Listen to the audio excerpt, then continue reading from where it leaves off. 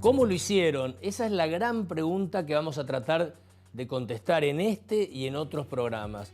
Los grandes problemas que afectan a la Argentina también afectaron o afectan a otros países. La inflación, Israel. Citamos este caso porque es realmente paradigmático. En la década del 80, la Argentina, Brasil, Israel encabezaban las listas mundiales de inflación. En el 80, Israel tenía aproximadamente 85%, Israel tenía el 500% anual, la Argentina el 670%, cierra ese año, por ciento anual. Israel con algún justificativo. Israel venía de 5 guerras consecutivas con prácticamente todos los vecinos que lo rodean allí en el Medio Oriente, desde la formación del Estado de Israel en el año 48. Esto trajo aparejado un alto gasto militar, muy alto gasto militar, déficits fiscales muy grandes y la necesidad de solventar esos déficits o con endeudamiento o emisión monetaria. Intentaron, para reducir la inflación, los métodos habituales que también se intentan aquí en la Argentina, acuerdos de precios y salarios, pero sin atacar el problema de fondo. Y obviamente no alcanzó, como no alcanza en la Argentina. Nos ponemos de acuerdo, congelamos precios, vemos el tema de salarios y en un tiempo generalmente muy corto y cada vez más corto, todo explota por los aires y nuevamente el problema. En Israel entonces decidieron atacar el tema de fondo, ir al tema de la emisión monetaria, atarse las manos, Banco Central independiente que no emita moneda para financiar los déficits del Estado. Para esto, ¿cómo se logró? ¿Cómo se logró? Se logró con un acuerdo de todas las fuerzas políticas israelíes del momento. Es decir, la grieta israelí se juntó, pero se juntó con un sentido que fue casualmente el sentido de las propuestas que resolvían los problemas, porque no alcanza con acordar, con sentarse a la mesa, si lo que se propone y se acuerda en esa mesa no resuelve el problema. Ya está bastante estudiado que la inflación tiene origen monetario, es un problema monetario y que se tiene que resolver no emitiendo más moneda. 35 años después o décadas después, en el año 22, Argentina termina con casi 100% de inflación e Israel con las inflaciones más bajas del mundo. ¿Cómo lo hicieron los israelíes? ¿Cómo lo podríamos hacer los argentinos? Do you know what inflation is? No. You? Do you know what inflation is? Inflation? No. What is this? When the prices rise Okay, okay. No, without control? no. Do you know what inflation is? No, Do you know what inflation is? No, No? no, You never heard about that? no. What is inflation? I have no You don't know? No. You never heard about inflation? Not something that goes in my mind.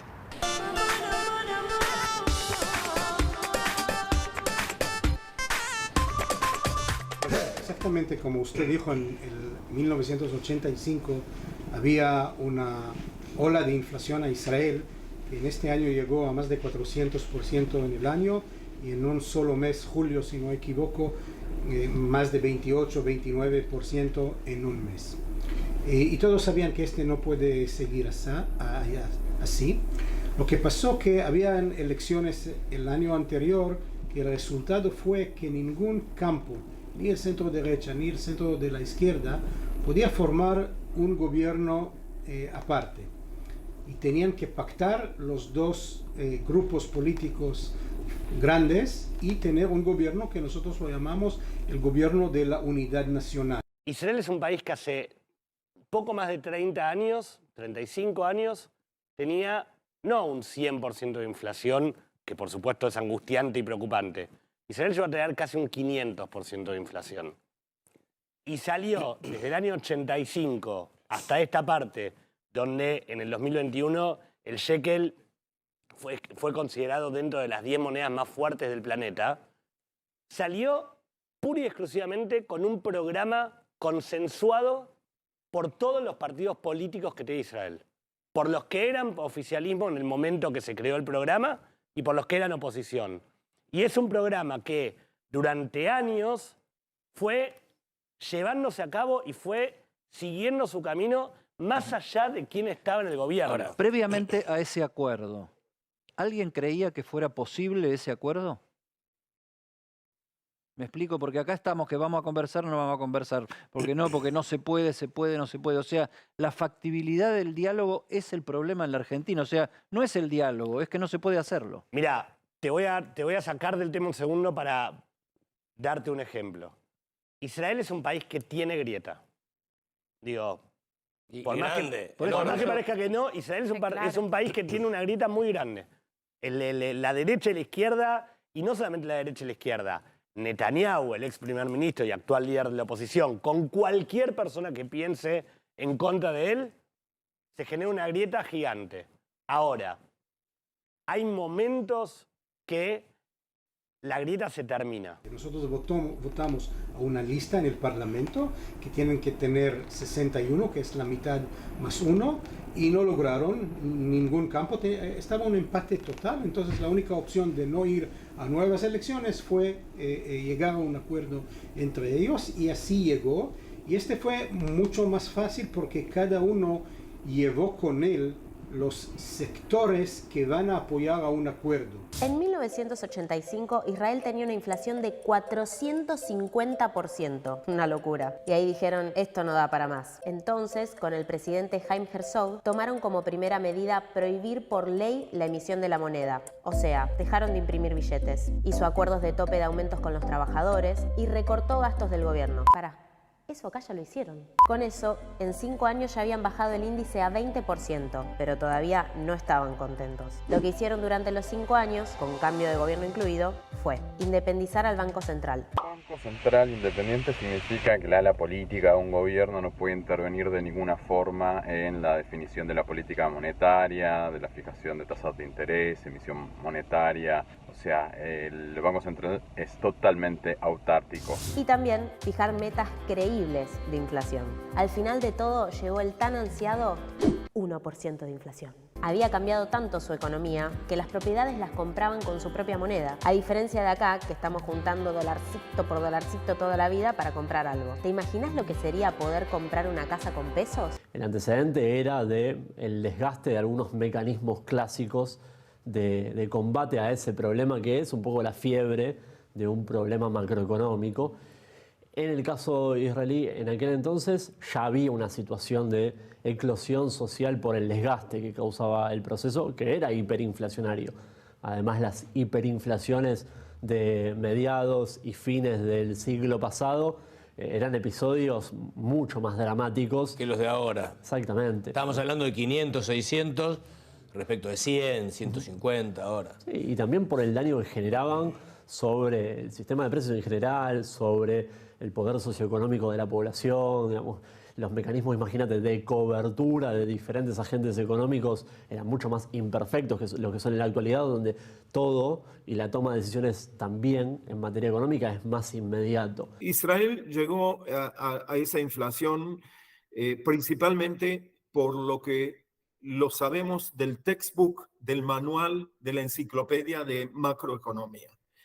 Un gran shock fiscal, un aumento muy grande en el déficit fiscal, financiado por un banco central emitiendo dinero, en una época en la que todavía no existía una ley de autonomía o independencia del Banco Central.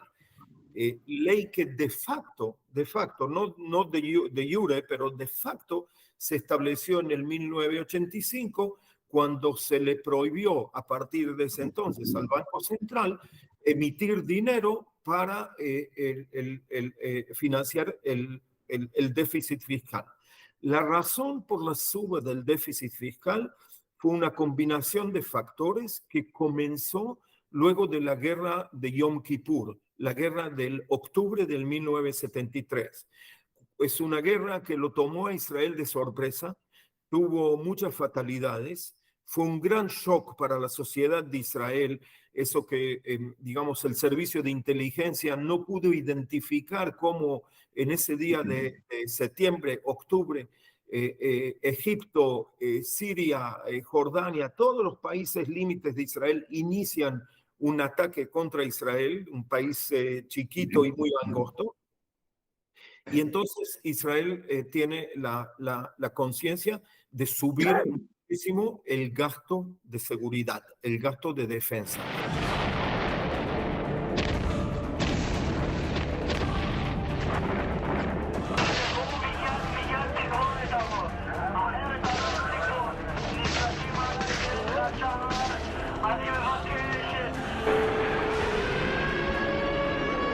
אזרחי ישראל, היום, בסמוך לשעה 2 אחרי הצהריים, פתחו צבאות מצרים וסוריה בהתקפה נגד ישראל. Siendo las 2 de la tarde del 6 de octubre de 1973, Siria y Egipto atacaron simultáneamente al Estado de Israel. El ejército egipcio comenzó atacando al mismo tiempo 2 puntos distintos. La Fuerza Aérea bombardeaba bases militares israelíes ubicadas en la península del Sinai, mientras que el ejército en tierra disparaba a la distancia al ejército de Israel, que se encontraba al otro lado del canal. Y era precisamente ahí, al otro lado del canal de Suez, donde se situaba la línea de defensa israelí llamada línea Bar-Lev. Tras ella, se encontraba todo el territorio ganado en 1967 por el ejército de Israel. Cruzar la línea Bar-Lev tenía un gran significado para el ejército egipcio, pues representaba el intento por recuperar el territorio perdido.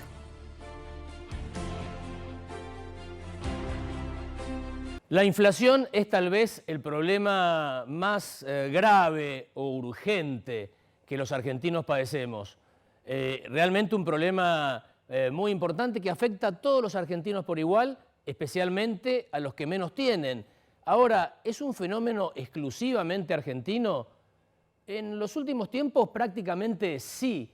Acá vemos el listado de países de América y la inflación del año 22, cómo terminó el año 22, Argentina con el 95% en segundo lugar después de Venezuela. Todo el resto de la región ha resuelto el tema de la inflación. Y en el mundo la situación es similar. La Argentina encabeza o integra un reducido pelotón de naciones que no han podido resolver el tema de la inflación.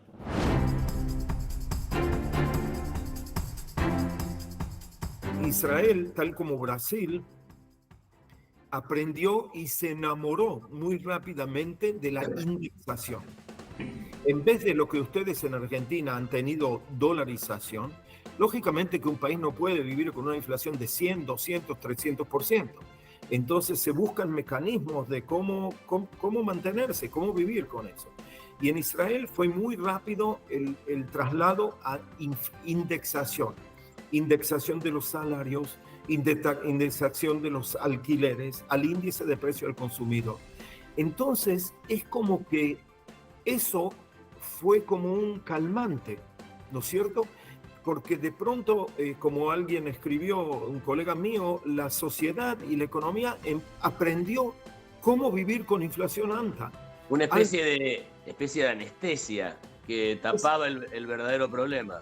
Exacto, hasta el punto que habían políticos que decían, escúchenos, si la economía está creciendo con una inflación de 30, 40 y 50% por año, ¿por qué tratar de curarla? ¿No es cierto? No, señor, la indexación, tal como tú lo estás mencionando, es una anestesia, hay un problema de fondo. Y entonces, tal como sabemos, la indexación no puede ser perfecta. Ahora, no palabras muy cercanas a lo que sucede en la Argentina. La política se resiste a cambiar, porque sí, crecemos, bueno, sí, está el problemita de la inflación, pero ahora, en algún momento el problemita, entre comillas, de la inflación se desboca, se descontrola y pasa a ser el problemón de la inflación. Estamos en esos prolegómenos aquí en Argentina. Estamos a punto de ver la película que ya vimos, ¿no? Sí, lamentablemente, lógicamente, no me puedo definir como un experto de Argentina, no tengo esa pretensión, pero lo sigo muy de cerca, sigo los medios y hablo con economistas y sí, efectivamente, es muy es muy triste ver que Argentina como que ha vuelto a crisis que ya conocíamos del pasado y que de pronto hay algunos sectores de la parte política que creen que el caso inflación argentino y la cura a la inflación argentina requiere otro remedio. Tomo la analogía de la rana calentándose a fuego lento y no se da cuenta, más similar a la experiencia argentina de los últimos 10, 15 años, versus que te caiga directamente un fuego napalm en la cabeza, ¿no? Eso fue... Que seas un inglés en las invasiones inglesas con el aceite hirviendo. Exactamente. ¿Por qué? Porque el episodio argentino de los últimos años, bueno, es un proceso creciente de tendencia acumulativa, cada vez obviamente con mayores distorsiones, con mayor daño, pero no termina de ser una hiperinflación donde el sistema político diga, bueno, tengo que entregar algo porque ya la situación es irremediable. O sea, vos considerás que para que se den las condiciones para poder poner en marcha algo de Estado, que todas las partes políticas acuerden y lo mantengan en el tiempo, tiene que estallar una crisis.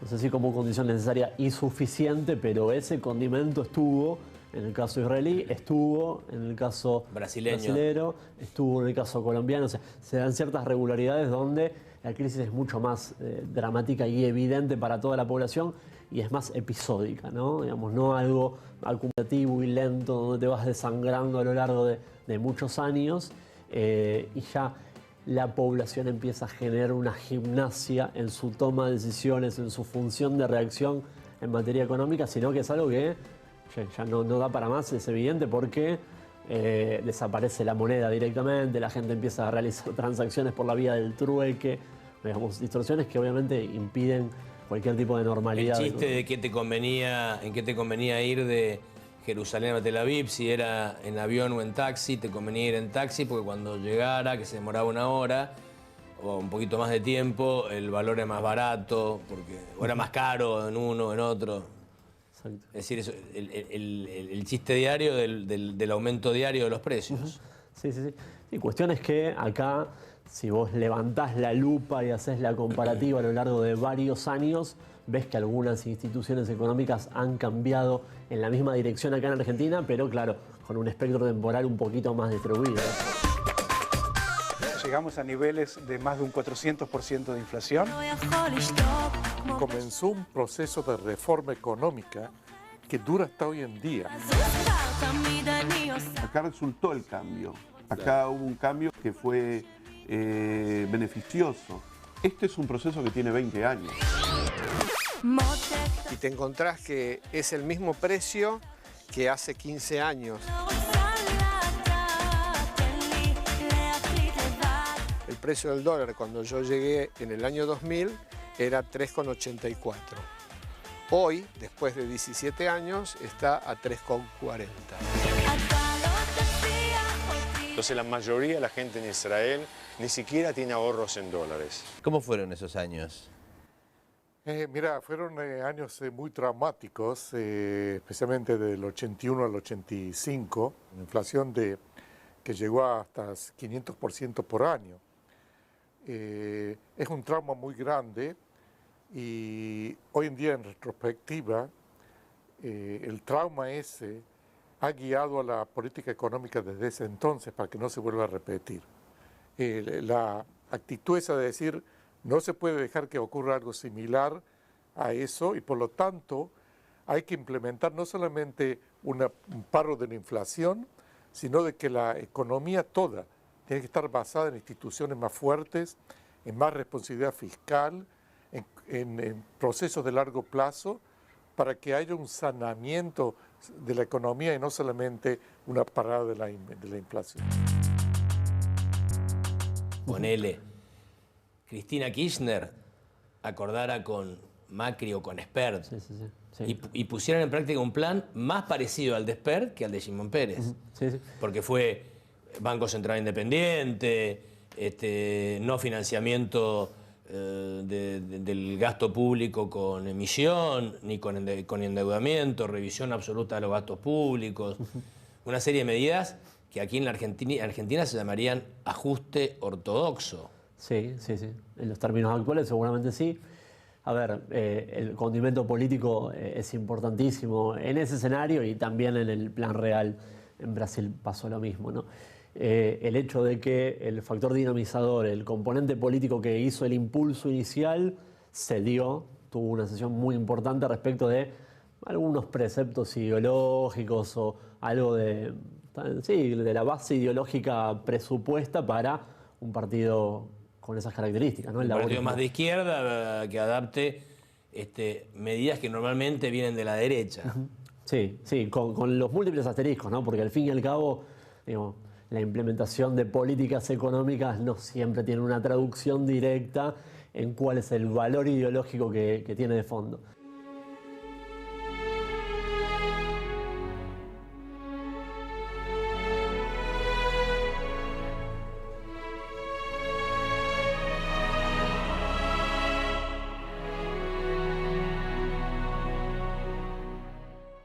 Cuenta la historia que hubieron algunos intentos fallidos antes del plan exitoso, que se fueron probando, fue como se intentaron en 2 oportunidades, fracasaron estos acuerdos hasta que finalmente uno funcionó. Exactamente, tenía algunos fracasos hasta que al final Shimon Peres, que fue aquel entonces el primer ministro, decidió vamos a sentar juntos, no sé si equivoco, 36 horas Wow. en el mismo lugar y todos están ahí y vamos a debatir el tema.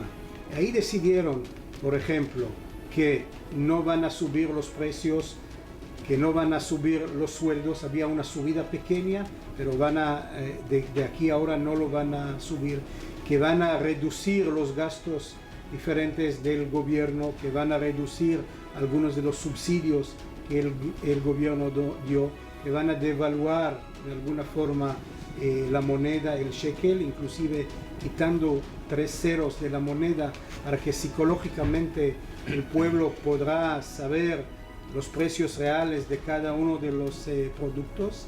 Y también una de decisiones que tomaron es que quien lo van a llevar a cabo son profesionales, son funcionarios y no serán los políticos mismos. Técnicos, digamos. Exactamente, técnicos, el director del Banco Nacional, los diferentes personas que están en el Ministerio de Economía y de otras partes del gobierno, sin influencia política desde afuera. Y una medida importante fue también la independencia del Banco Central, ¿no? En cuanto a no emitir shekels para financiar los déficits del gobierno. Exactamente, desde entonces y hasta ahora el Banco Central tiene su autonomía para decidir todo lo que es las decisiones monetarias de la economía.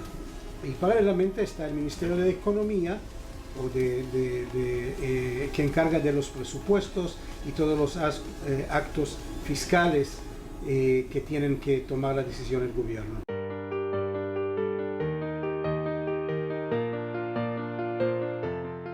En los últimos 15 años, la economía de Israel se ha visto impulsada en gran medida por la innovación en el sector tecnológico, que aporta alrededor del 8,4% de los empleos y el 15% del Producto Interno Bruto. En julio, el país contaba con una tasa de desempleo del 3,7%, la más baja en Medio Oriente, y un salario mensual promedio de más de 2.800 euros.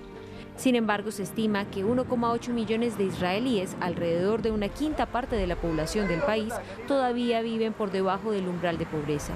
A pesar de las crecientes desigualdades y un déficit presupuestal que debería superar el 3,5% del Producto Interno Bruto este año, el estado de la economía es un tema que fue eclipsado en gran medida por la seguridad y otras cuestiones durante las recientes elecciones generales de Israel. ¿Cómo estás? Bien, ¿Todo bien? ¿Cuánto hace que estás acá viviendo? Hace 28 años. Ah. Y bueno, siempre está presente todo acá, lo de allá. Veníamos viendo muchos avisos inmobiliarios y la mayoría son en shekels, no son en dólares. Sí, sí. Acá, a partir del año 2004, se shekalizó, por decir, en lugar de decir pesificó, se shekalizó la economía en todos los aspectos. Antes nosotros vivíamos con inflaciones altas y a partir del año 2000 empezó a bajar la tendencia de todo lo que tiene que ver con el programa económico, y entonces se consiguió que la gente piense en shekel y no piense en dólares.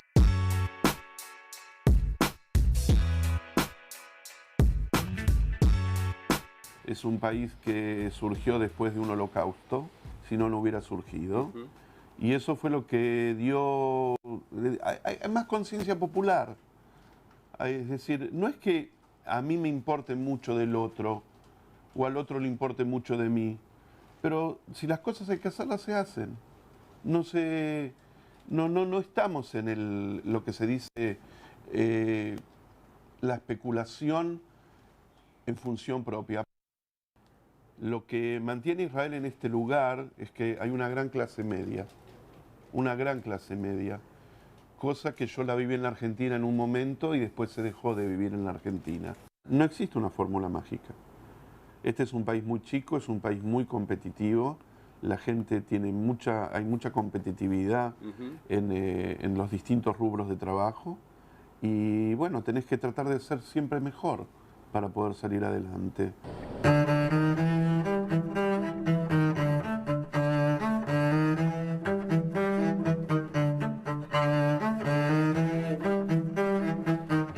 Hubo un cambio impresionante y eso seguramente la estabilidad, haber logrado resolver los problemas angustiantes de la economía, generaron un clima favorable que después, bueno, la inteligencia, creatividad de los israelíes hizo el resto, ¿no? Exactamente, había necesario tomar estas decisiones y había necesario que estén juntos en este momento, y había necesario que sepan que tienen que seguir gobernar o algún tiempo juntos, y le ayudó a todos a tomar la decisión. Y luego también tuvimos una gran migración que llegó a Israel en la década de los 90. De rusos, que apoyó muchísimo. Al principio fue muy difícil, cada uno tenía que hacer algún sacrificio económico por eso, para ayudarles. 1 millón de rusos, ¿no? 1 millón de rusos de una población de 5 millones, es decir, claro, 20% de la población en una década, y hay que darles a todos trabajo, comida, salud, educación. Impresionante. Ahora, ¿se mantuvieron en el tiempo las políticas, fueron las decisiones de aquel momento, de esas 36 horas, que me hace acordar a cómo elige la Iglesia Católica a los papas? Encierran a los cardenales y hasta que no sale el humo blanco no se abre la puerta. Más o menos, sí, Shimon Peres hizo un cónclave. Exactamente, muchos comparan este acto. Claro, las decisiones que se tomaron en ese cónclave israelí, ¿se lograron mantener como políticas de Estado hasta ahora? Sí, más o menos, sí. Con el tiempo hay adaptaciones. Cada año, cuando hay que definir el presupuesto del gobierno, todos los gastos que el gobierno da, siempre hay algunos sectores que piden más para eso, para otro, pero le explican, mire, si no llegamos a acuerdo, regresaremos lo que tuvimos en los años 80 y vamos a perder mucho que lo logramos. Es un juego político. Siempre está el fantasma de volver a la inflación, digamos. No, sabemos que la inflación es un problema y dedicamos mucho para que la inflación no suba, y da problemas también hoy. Por ejemplo, una de las medidas es subir el interés, y cuando subes interés en un país que mucha gente tiene hipotecas y tiene que pagar la hipoteca para su vivienda, hace que sube la suma mensual que cada pareja joven paga para su casa, y por eso todos saben que una de las medidas es no ir hacia la inflación para que no suba el interés también. ¿Y por qué Israel había llegado a esa situación? ¿Dónde estaba el problema central de la economía israelí? ¿El gasto militar? ¿Las guerras con los vecinos? ¿Desorden en las finanzas? No sé, ¿había populismo? Un poco de todo. Un poco de todo, sí está. Tuvimos la guerra de 73, de Yom Kippur, que luego de eso tuvimos un gasto militar muy grande, muy alto, para comprometer todo lo que perdimos en esta guerra. También habían algunas decisiones de subir algunos de los subsidios y algunas decisiones fiscales incorrectas en este momento. Una economía muy cerrada era la de Israel en ese En aquel entonces fue, sí, una economía muy cerrada, que la gente no podía sacar dinero hacia afuera, y desde tiempo está cambiando. Israel ahora está importando de todos lados, tenemos muy buena importación también de la Argentina, sea carne, vino, productos diferentes, que estamos muy contentos. Israel es un estado que se ubica en Oriente Medio, el cual tiene una superficie total de tan solo 22.145 kilómetros cuadrados, una superficie algo similar al país de El Salvador, y contando además con una población de 8,9 millones de personas. Israel es quizás el país más sorprendente de todo el mundo. Por un lado, es una nación que, dominada por el enfrentamiento territorial y religioso, lleva años inmerso en un sinfín de conflictos bélicos desde que se formó como Estado en 1948, pero al mismo tiempo, el Estado de Israel es el único país de Oriente Medio que tiene una economía próspera. Para solo tener una idea, hoy Israel tiene un PIB per cápita de $52.504, siendo incluso mucho más rico que países como Japón, Reino Unido y Francia, así como casi 13 veces más rico que su vecino Egipto. De igual manera, el índice de desarrollo humano de Israel, según el PNUD, es de 0,919, situándolo en la categoría de países muy altamente desarrollados. De hecho, la prosperidad de la avanzada economía de Israel permite que el país tenga un sofisticado estado de bienestar, una moderna infraestructura y un sector de alta tecnología muy competitivo. Por su lado, su PIB o Producto Interno Bruto asciende a $501.409 millones, siendo una economía incluso mayor que la de Argentina. Esta gran economía se sustenta principalmente de la industria tecnológica y de la fabricación industrial, así como en menor medida del turismo. Y es que, por ejemplo, en el caso del área de la tecnología, Israel destaca por ser ni más ni menos que la segunda potencia tecnológica a nivel mundial, estando solo por detrás de Estados Unidos, así como en el exportador de las mejores startups del planeta, estando entre ellas Waze, una popular aplicación social de tránsito automotor en tiempo real y navegación asistida por GPS, vendida a Google por $1.000 millones en 2013. De igual forma, ningún país del mundo tiene más empresas de alta tecnología como Israel. Cuando estás emitiendo, la moneda pierde su valor. Entonces, internamente pierde el valor porque el valor adquisitivo lo determina la inflación, el nivel de precios. Por oferta y demanda. Exacto. Externamente empieza a perder valor por la devaluación de la moneda, ¿no es cierto? La devaluación tiene su efecto en la inflación. La inflación tiene su efecto en la devaluación. Pero si me permites, quiero agregar el elemento psicológico. Y el elemento psicológico es muy importante en este tipo de inflaciones altas, porque lo que pasa es que la gente pierde la credibilidad en la moneda, pierde la credibilidad en aquellos que están a cargo de la política monetaria. La inflación como que es un residuo, no es que hay una meta de inflación. La inflación sale lo que sale. Entonces, digamos, este año la inflación en la Argentina, ¿sabemos cuánto va a ser? Va a ser mucho más que 100%, ¿no es cierto? Claro, seguro. Y entonces ahí, Luis, es donde entran las expectativas de inflación y las expectativas de devaluación. Entonces, hay economistas que en el caso de Israel se confundieron y decían, siguiendo tu línea, ¿no? El problema no es monetario, es fiscal. El problema es un problema de las expectativas. Lo que hay que hacer es calmar las expectativas y vas a ver cómo las cosas sí. Y esos fueron los programas que fracasaron del comienzo de los años 80, que trataban de hacer toda una serie de medidas como poner límite de precio a los supermercados, poner controles de precio a esto, poner un dólar, lo que ustedes le llaman un dólar maíz, un dólar soja, ¿no es cierto? Dólares diferenciados. El enfoque micro, en ese entonces, el enfoque microeconómico no es la respuesta. Es muy fácil para la parte política tentarse porque es mucho más fácil poner esos controles que decir, vamos a poner nuestra casa en orden, vamos a introducir disciplina monetaria, disciplina fiscal. Y entonces, y eso es lo que llegó en el 1985. ¿Y cuántos intentos hubieron en Israel y que fracasaron? Yo diría que en los años 80 hubo aproximadamente 2 o 3 intentos de este tipo, ¿no es cierto? ¿Quiénes gobernaban en esa época? Con cambios muy frecuentes del ministro de Hacienda. Ah, ok. ¿Y quiénes gobernaban? Israel es un sistema parlamentario donde hay coaliciones, ¿no? Sí, bueno, esto era toda una coalición entre lo que llamaríamos centro-izquierda y centro-derecha, pero digamos, yo creo que el tema de cómo resolver la inflación no era un tema que separaba mucho, estaba separado por la parte ideológica. Ok.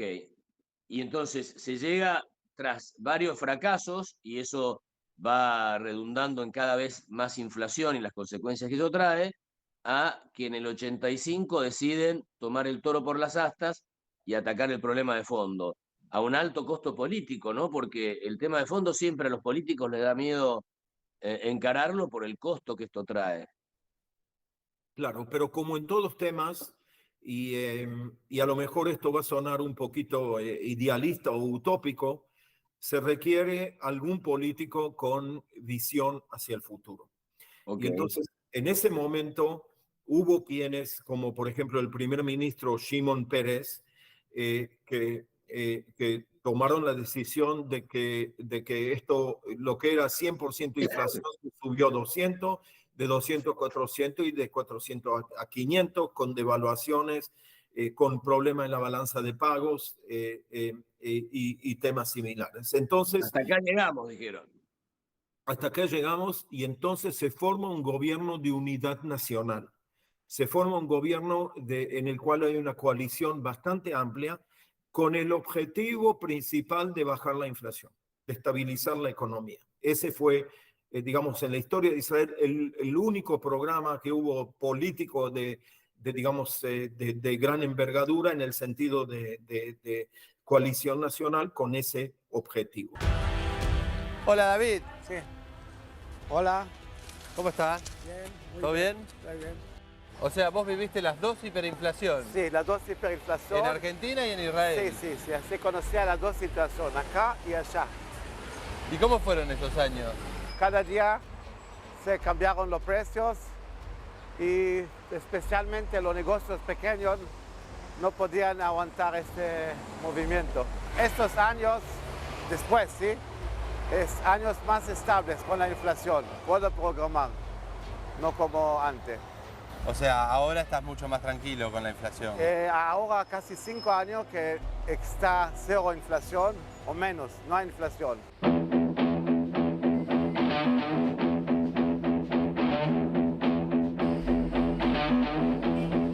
¿Y ahora cómo está la situación acá en Israel? Es normal, Israel tiene en todos los ramos internacional muy adelantada. La única cosa que tenemos acá es la propiedad que está muy cara. 3 ambientes, 5.700.000. 60 metros, 3.500.000. Estos son shekels. Shekel, es $1 millón.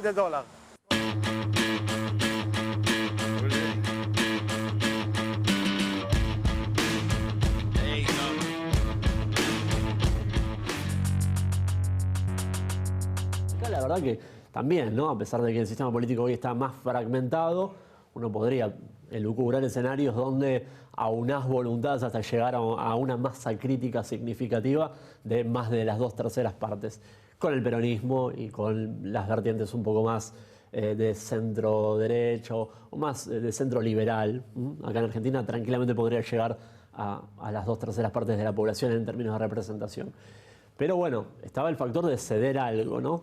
Y esa primera sesión fue como el puntapié inicial de la confianza, de que el otro diga, bueno, si no estoy sentado alrededor de esta mesa, voy a perder mucha legitimidad en mi misma base de sustentación, porque fíjate que el propósito supremo es el de superar una situación. Y además la inflación no le conviene a nadie.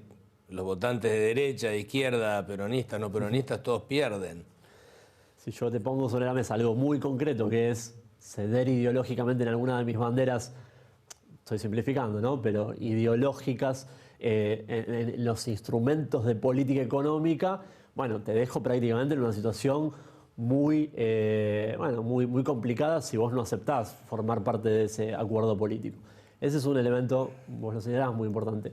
Y el tercero, para mí el más determinante, fue la generación de instituciones, ¿no? Por fuera de grandes argucias, digamos, una ingeniería novedosa, innovadora sobre las políticas económicas macro, no había algo muy innovador, era lo que aplicaba el mundo, digamos, era la receta tradicional de lo que ya la economía, bueno, ya teníamos la revolución monetaria. O sea, la teoría económica ya lo indicaba que era por ahí. Exactamente, y es la misma teoría económica de hoy, digamos, no es que estábamos hablando del siglo XIX, no. Y la generación de instituciones, ¿no? A ver, explícame eso. Bueno, vos marcabas algunas de las premisas básicas, la independencia del Banco Central, el hecho de consignar un sendero de gasto estable. En el caso de Israel no se marcó en la Constitución, pero en el caso de Brasil directamente con restricciones presupuestarias sobre la ejecución muy estrictas, que si no se cumplen pueden dar lugar a procesos de impeachment, procesos de objeción de la autoridad del Poder Ejecutivo. O sea, generar políticas que sean independientes a futuro del gobierno de turno. Entonces eso me parece que es el condimento que le da estabilidad en el tiempo y lo recubre, es un manto protector de los vaivenes posteriores de la política.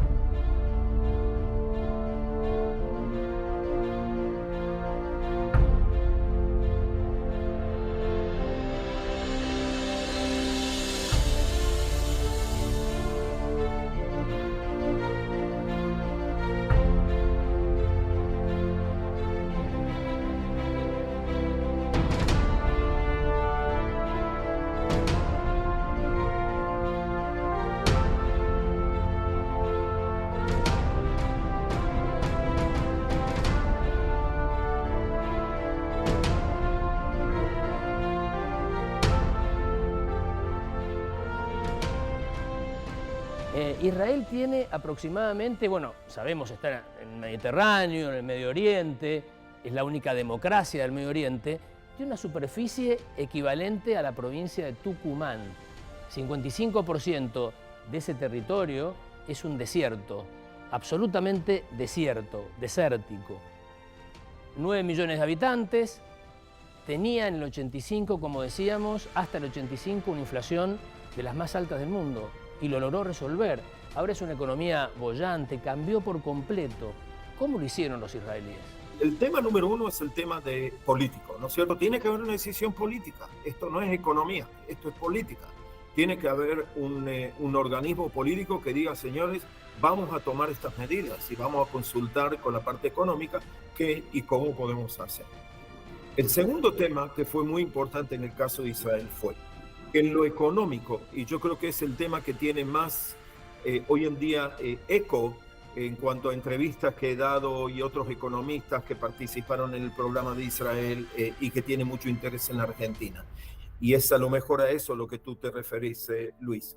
Y es el tema de que no es suficiente para un país con las condiciones de Argentina decir, bueno, vamos a introducir un gran programa de estabilización, de disciplina, monetaria y fiscal, reducir el déficit fiscal, reducir el gasto, aumentar los impuestos, apretar la parte de liquidez monetaria, subir la tasa de interés. En Israel se realizó de que eso no era suficiente. ¿Por qué? Porque estaba el elemento psicológico de la dinámica y la inercia de las expectativas de inflación. Entonces, si tú eres el ministro de Hacienda o el presidente del Banco Central y tomas las medidas, pero todavía el pueblo, la gente, los mercados no te creen, y no te creen porque tuviste fracaso en programas anteriores, en los años anteriores. Por tu mala reputación no te creen. Exacto. Entonces te puede tomar mucho tiempo, mucha sangre, sudor y lágrimas hasta que veas resultados del programa. Y entonces ahí es donde se introdujo lo que se llama un programa heterodoxo, un programa que tiene lo ortodoxo de digamos, una introducción de reducción del déficit fiscal y de emisión monetaria. Todo lo que te enseña el manual, digamos, todo lo que te dice el manual.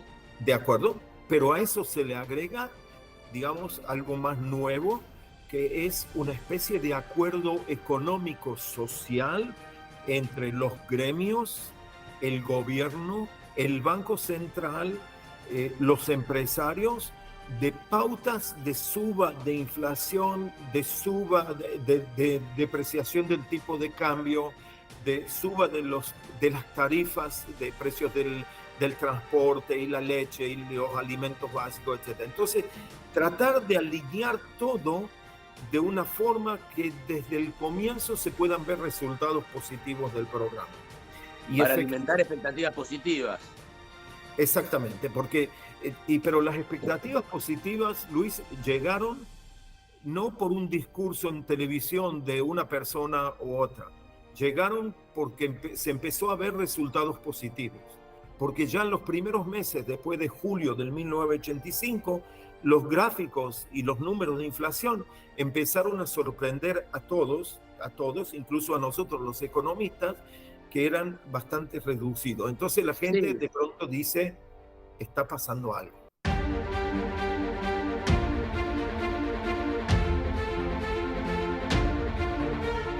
Están mucho mejor los israelíes después de haber resuelto el problema. La mayoría piensan que sí, o sea, está bien. Nosotros también paralelamente descubrimos el gas en el Mediterráneo, que nos ayudó a tener el offshore ahí, que nos dio algunos de otros. Y también eso, al pasar a lo que llaman hoy los startups, que en Israel desarrollan muchas de estas tecnologías, y luego vienen compañías americanas, europeas, asiáticas, y compran lo que está desarrollado en Israel. Y hoy Israel es un centro de research y development, de desarrollo e investigación de muchas de las empresas más grandes del mundo. ¿Y cómo fue porque siempre se habla en la Argentina de la dificultad?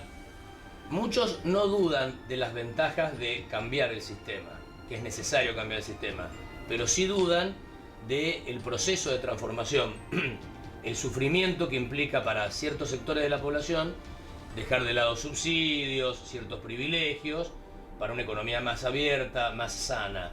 ¿Esa transición cómo se dio en su país? Bueno, se dio con el tiempo más que todo, sabiendo que hay partes de la población que se debe seguir ayudándoles. Personas con discapacidad, madres solteras, este tipo de personas con situación económica muy baja, hay que ayudarlo, inclusive pagando, en lugar que ellos pagan los impuestos sobre la renta, el gobierno le ayuda a ellos que trabajan y no tienen suficientemente ingreso de complementar con alguna suma de dinero mensual para que le va a ayudarlos. Y con el tiempo la idea fue que deben salir a trabajar. O sea, lo muy importante es que lo más que pueden van a ir a trabajar, y si el sueldo no es suficiente hay que ver mecanismos cómo ayudarles, y paralelamente trabajar en algunos sectores que el valor agregado esté más alto. Y al ser país pequeño, que a veces no es económicamente producir en Israel cosas que países grandes producen. Entonces, con el tiempo sabíamos... Se especializaron en las ventajas comparativas. Exactamente. Que de los sectores, más que todo el high-tech, vale la pena poner nuestros énfasis, y que no vale la pena. No vale la pena tener en Israel fábrica de autos o de textiles y de eso, porque el mercado es demasiado pequeño. Es pequeño. ¿Cuántos son? ¿10 millones los israelíes? Sí, no, todavía no, alrededor de 9 millones. Sí. 9 millones. Pero crece la población. La población crece en Israel, sí, es uno de los países que la población crece, también en diferentes sectores. El sector judío ortodoxo y el sector musulmán de la población crecen más, y el sector judío laico un poquito menos. Bueno, embajador, muchísimas gracias. Estimo realmente que su explicación le puede ser de suma utilidad a esta Argentina que padece todavía esos problemas. Gracias a ustedes. Gracias.